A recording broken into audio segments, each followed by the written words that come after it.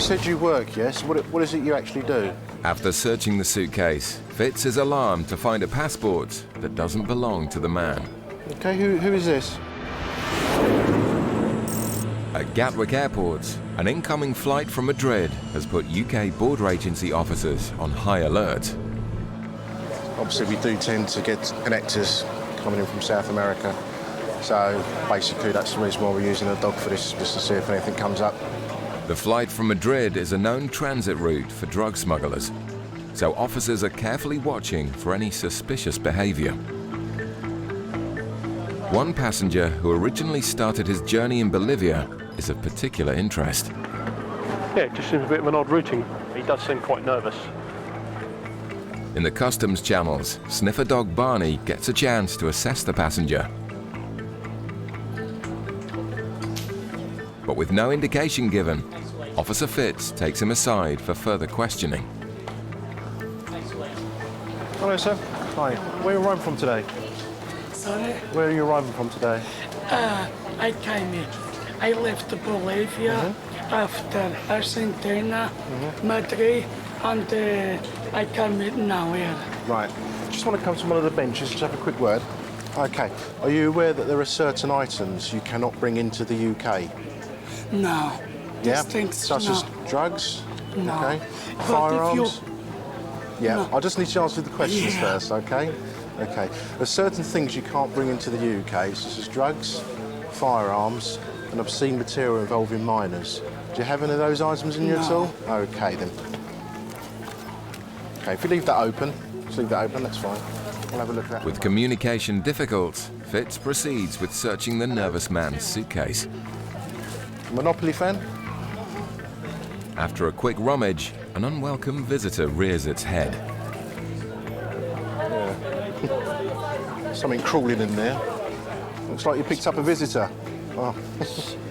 Well, I'm quite glad you did that, not me. You picked up a traveller. Yeah. Right, you said you work, yes? What is it you actually do? I am a butcher, cut the chicken. Oh, you're a butcher? After searching the suitcase, Fitz is alarmed to find a passport that doesn't belong to the man. Okay, who is this? This is for my sister-in-law living in London. Why have you got her passport?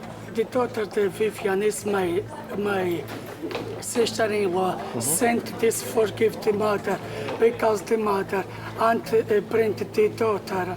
You understand that? Right. Okay. But the communication barrier may still be a problem. Fitz remains suspicious of the man's story and his nervous behaviour. He says he's bringing his sister-in-law's daughter's passport over because obviously she wants her daughter here. That's the reason why he's brought the passport over, to get a visa. The suspicious passport is taken to immigration to be checked. Meanwhile, the passenger is led away to be searched. We have a lot of problems with drugs coming into the country, especially from South America. I have problems. No. I'm not saying that you have any problems. What I'm saying is there are... I know. You understand that? Yeah. We have problems with drugs coming into the country.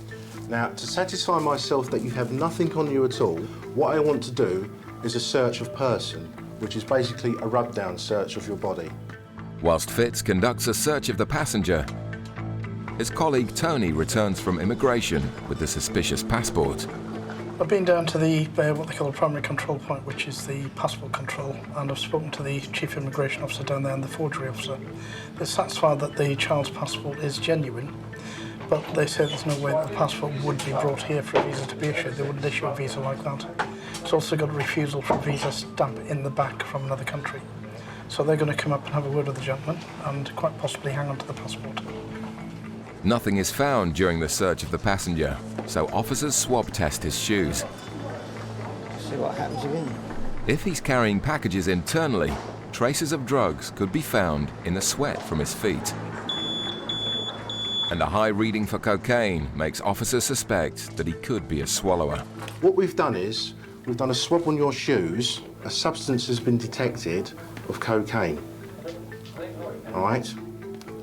So, the time is 17:55, and I'm arresting you on suspicion of being involved on the importation of a controlled drug internally. The man is led away for a full-body X-ray. What I need you to do is take a deep breath in and out, then breathe in again, and then when we'll tell you to breathe out, that's when it'll start rolling, all right? Okay. Okay, to the end. Stay to the end. Breathe out. Breathe out. That's it. But it quickly becomes apparent that he hasn't swallowed any drugs. Negative. Yeah, okay. That's fine. Clear. Cool, thank you. Right. Okay, all done. With the X-ray clear, the traces for cocaine are put down to contamination, and the man is free to leave. The passport he was carrying on behalf of his sister-in-law was seized and handed over to the Bolivian embassy.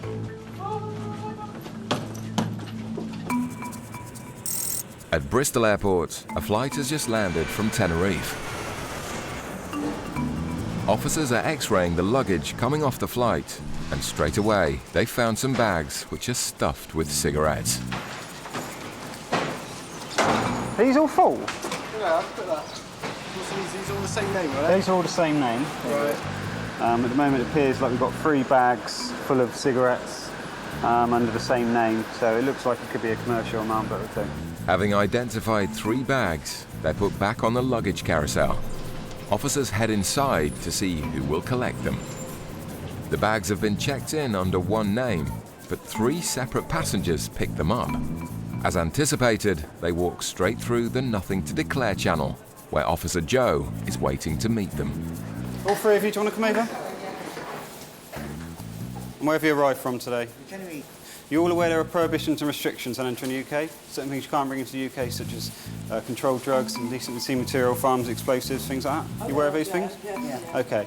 You aware the Canary Islands is outside the European Union, so there's certain restrictions around to cigarettes, alcohol and tobacco you can bring through. You aware of that? No. Okay. Okay, do you have any cigarettes, alcohol, tobacco with you today? Yeah. Yeah, how much do you have? 42 sleeves.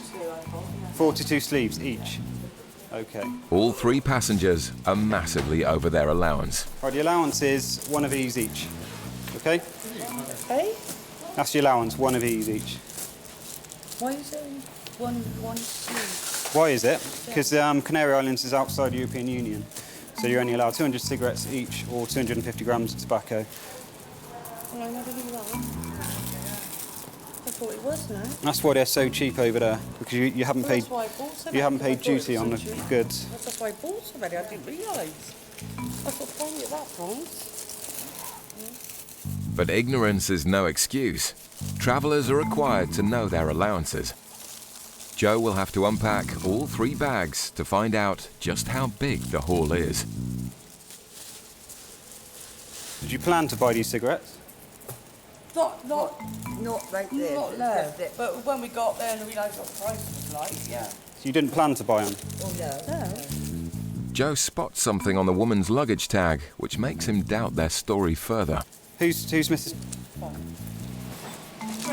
A friend? Yeah. So all the bags are under the name of Mrs. So who's Mrs. This is my bag. My name is on that bag. It was checked in under the name of Mrs. I'm sorry, but most of my You bags don't. So you do know Mrs. Yeah, but we don't know. I didn't know her name. Yeah.